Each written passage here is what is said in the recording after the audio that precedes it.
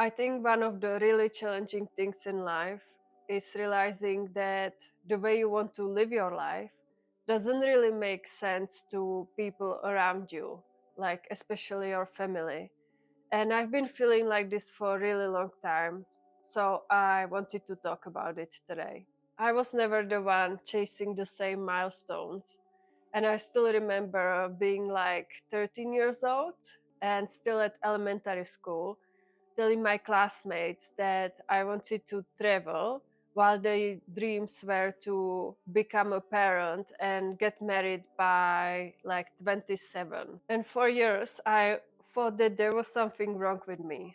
So I was trying to do the things the right way.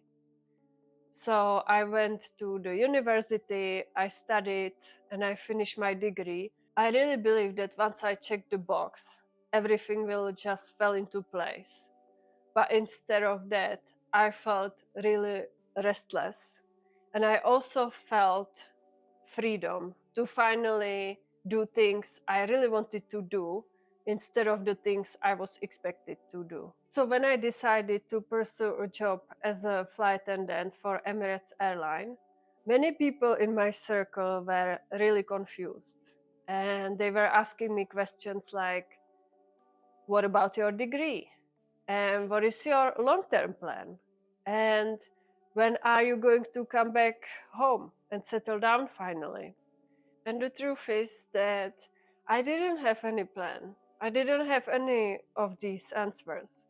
But I really wanted to fulfill my childhood dream to travel, and nothing was holding me back. So for the 4 years, I lived out of the suitcase and I was traveling all across the world. And I was meeting people from different cultures with different life stories. And it changed me in many ways. It taught me that there is not just one way to meaningful life, like one life path to meaningful life. That meaningful life can have many different forms and pathways. But with every choice I made, my life started to look quite different than from the life of my classmates. And while they started to settle down and they were getting married and they were building their careers, I was learning how to feel at home in many places at once. And when I was 30, instead of going back home and finally settling down, how I was supposed to and expected at that age, I decided to go for another adventure. And I applied for working holiday visa to New Zealand, and I did not have absolutely any plan when I was going there. And while people around my age, around the age of 30, started to have their first children and their life started to revolve around their family routines, I bought a camper van and I decided to live in it and travel in it full time for about 2 years.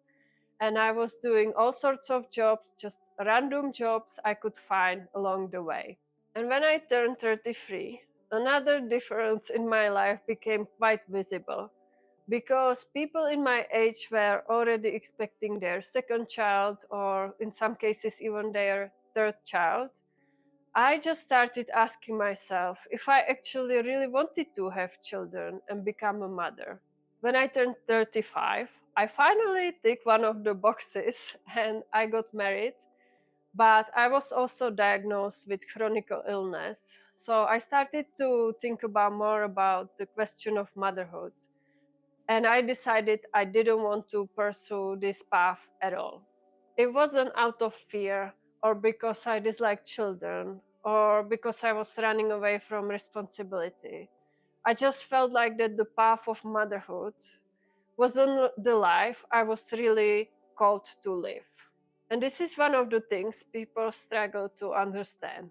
And they think that this is just a phase. And they always think or tell me that you will change your mind one day. But for me, it feels more like a relief, like a clarity I have right now, that I'm free to live a life true to myself and I have a freedom to travel and explore and move to another country anytime I want to. And choosing not to have children, it's not something to be sad about. It feels really aligned with me But still, there are moments when I really question myself. There are moments when conversation gets really awkward with other people, and when people compare my life path with path of others. And sometimes I feel uncertainty, and sometimes I think about how my life will look like in like 20 or 30 years. But at the same time, I feel really hopeful and excited about the future.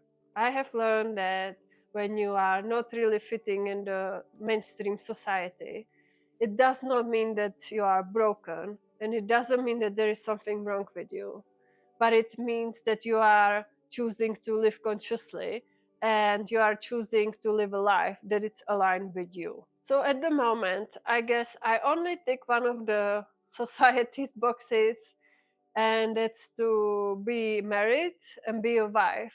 But I do not own a house.